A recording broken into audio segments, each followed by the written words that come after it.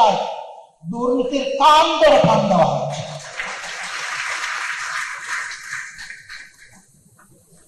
ডাল পাতা ধরা নয়, মূল ধরে কান মারতে হবে। হ্যাঁ, তা আমরা বুঝি যে এই কাজ অত সহজ নয়, যত সহজে বলে ফেললাম। এই কাজ যখনই আমরা করতে যাব, তখন আমাদের সামনে বাধার একটা হিমালয় পর্বত দাঁড় করে দেওয়া। বাট এই মানুষকেই তো আল্লাহ সক্ষমতা দিয়েছেন ইমান রক্ষায় বর্জয় করা। ইনশাআল্লাহ আমরাও দুর্নীতির বাধা হিমালয় পর্বতকে আমরা ডিঙ্গা বলছি। সময় যা লাগুক সমস্যা নাই। জীবন একবারের জন্য, একজনই শুধু দুইবার এই পৃথিবীতে আসবেন, দ্বিতীয়বার তো আসবেন না। তিনি হচ্ছেন ঈসা ইবনে মরিয়ম আলাইহিস সালাম। তিনি ভাগ্যবান, তিনি দুইবার দুনিয়া আসেন।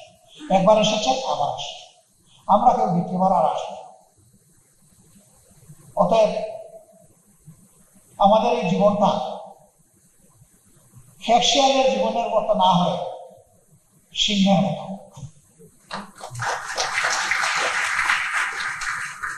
জাতির জন্য, মানবতার জন্য লড়াই করে মৃত্যুটা হোক সিংহের। এই কয়েকদিন আগে অত্যন্ত অল্প বয়সের একজন হিরো দুনিয়া থেকে বিদায় নিয়েছে, শরীফ উসমান ইবনে হাদি। আল্লাহ তাআলা তাকে উচ্চ মর্যাদা দান করেন। ও বেঁচে থাকলে দুনিয়ার মানুষের কাছে সেইভাবে আদৃত, সমাদৃত হতো কিনা এই ধরনের, কিন্তু তার মত অসংখ্য অসংখ্য মানুষকে জীবন দিয়েছে। আমরা আমাদের দেশকে একটা ফরওয়ার্ড লুকিং দেশ হিসাবে দেখতে চাই। আমাদের পরবর্তী প্রজন্মের হাতে একটা নিরাপদ দেশ তুলে দিতে চাই। এই দেশের বুকে আর কোনো বেকারের মিছিল এবং মুখ দেখতে চাই না। আমরা চাই সুশিক্ষা এবং প্রশিক্ষণের মধ্য দিয়ে প্রত্যেকটা তরুণ তরুণীর হাতকে দেশ গড়ার কারিগরের হাতে পরিণত। শিক্ষার পাঠ শেখানোর সাথে সাথে বেকার ভাতা তার হাতে যেন কাজ পৌঁছে যায়, সেই দেশকে আমরা দেখতে চাই।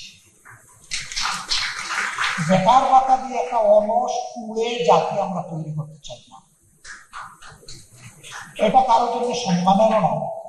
তবে হ্যাঁ, সমাজে স্পেশাল নিড গ্রুপস যারা আছে, যারা কিছু করার এবিলিটি নাই, তাদের জন্য রাষ্ট্রীয় দায়িত্ব অবশ্যই আমরা পালন করার চেষ্টা করবো ইনশাআল্লাহ।